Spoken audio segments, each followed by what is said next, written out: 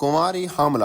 کسی گاؤں میں ایک غریب مولوی رہتا تھا۔ وہ اس چھوٹے سے گاؤں کی اکلوتی مسجد کا امام تھا اور نماز کے علاوہ گاؤں کے بچوں کو قرآن بھی پڑھاتا تھا، جبکہ اس کی بیوی گاؤں کی بچیوں کو مدرسہ پڑھاتی تھی، جس سے ان کا گزر بسر ہو جاتا تھا۔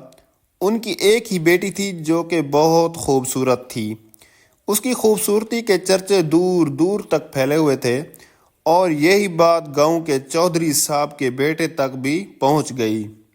اس نے موقع کی تلاش شروع کر دی کہ کسی طرح ایک بار اس حسین لڑکی کو دیکھ لے، آخر وہ ہے کیا بھلا۔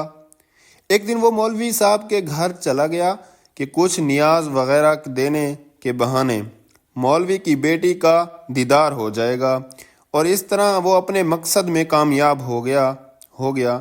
جب امام صاحب مسجد میں نماز پڑھا رہے تھے تو اس نے دروازے پر دستک دی اور مولوی کی بیٹی کی آواز آئی، کون؟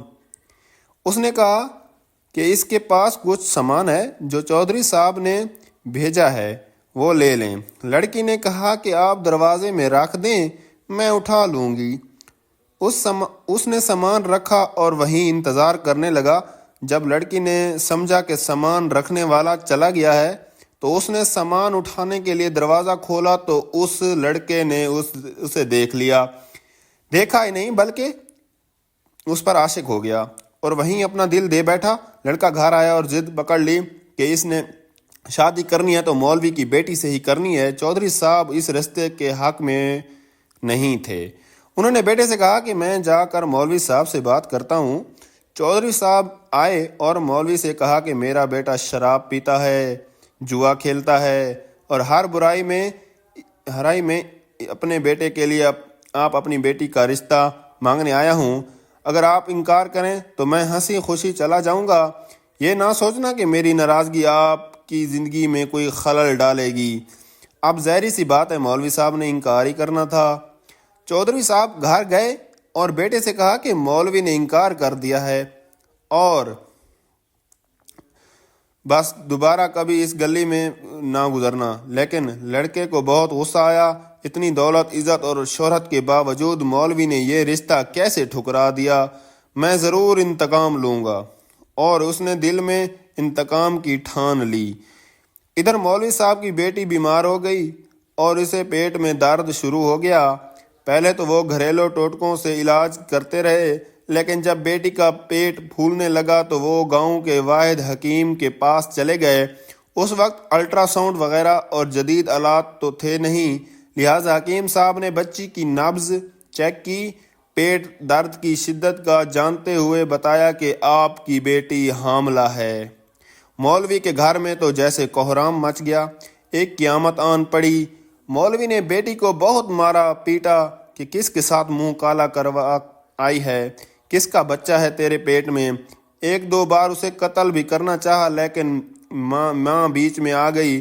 اسے یقین تھا کہ اس کی بیٹی بے گناہ ہے۔ وہاں ان کی بیٹی بھی اس امتحان پر اللہ سے امید لگا کر بیٹھی گئی۔ آپ کوئی معجزہ ہی اس کا نہ کردہ گناہ سے نکال سکتے ہیں۔ ادھر چودھری کے بیٹے نے جب 2-3 بار مولوی کو بیٹی کے ہمراہ حکیم کے پاس جاتے دیکھا تو حکیم کے پاس چلا گیا۔ تھوڑی سی رقم ادا کی تو حکیم نے ساری بات اگل دی۔ چودھری کا بیٹا واپس آیا اور گاؤں کے میراثی کو کچھ رقم دے کر سارے گاؤں میں اعلان کروایا کہ مولوی کی بیٹی بغیر نکاح کے حاملہ ہو گئی ہے۔ گاؤں کی عورتیں مولوی کے گھر آنے لگیں اور پوچھنے لگیں کہ ایسا کیا ہو گیا کہ بیٹی کو یہ گناہ کرنا پڑا، اس کی شادی کیوں نہیں کروا دی، کس کے ساتھ منہ کالا کیا ہے۔ غرض جتنے منہ اتنی باتیں۔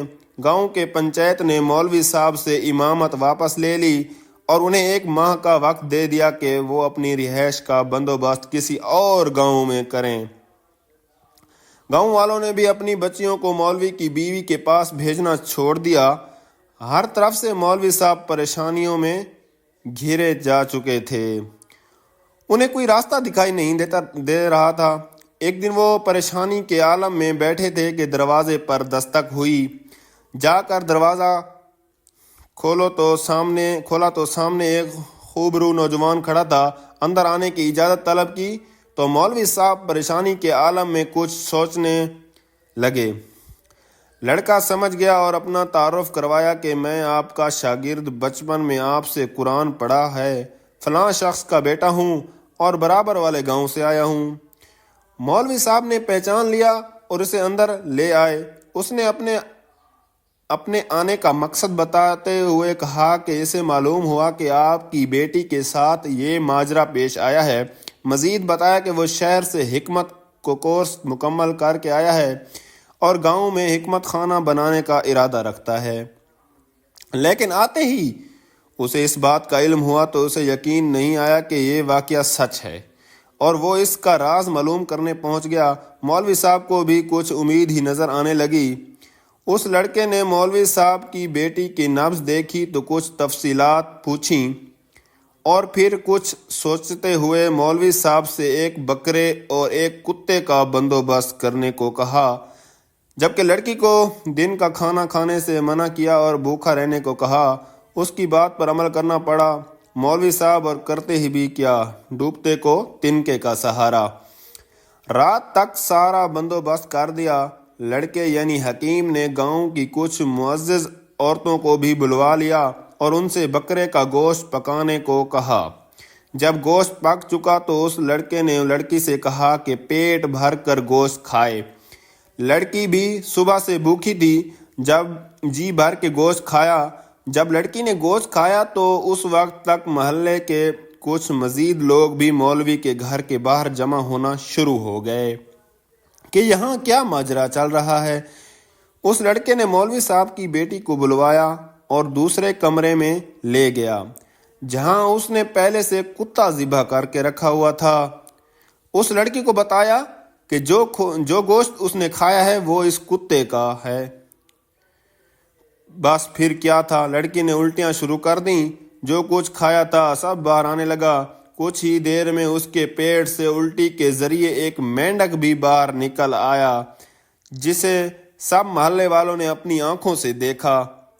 جیسے ہی مینڈک باہر نکلا، لڑکی کو کچھ سکون سا محسوس ہونے لگا، تو وہ لڑکا کہنے لگا کہ اس لڑکی نے کسی ندی دریا کا پانی پیا تھا۔ اس وقت چھوٹا سا مینڈک کا بچہ اس کے حلق کے ذریعے پیٹ تک جا پہنچا۔ جب وہ مینڈک کا بچہ بڑا ہوا تو اسے تکلیف شروع ہو گئی اور انفیکشن کی وجہ سے پیٹ بھی پھولنا شروع ہو گیا۔ گاؤں کے سب لوگ اس لڑکے کی ذہانت اور حکمت دیکھ چکے تھے، اور اس لڑکی کی پاک دامنی بھی سب پر واضح ہو گئی۔ مولوی صاحب نے اس لڑکے کے اسرار پر اپنی بیٹی کا نکاح اس نوجوان سے کر دیا، اور یوں وہ ہنسی خوشی اپنی زندگی بسر کرنے لگے۔ اگر آپ کو ویڈیو اچھی لگی ہے تو سبسکرائب اور لائک کریں۔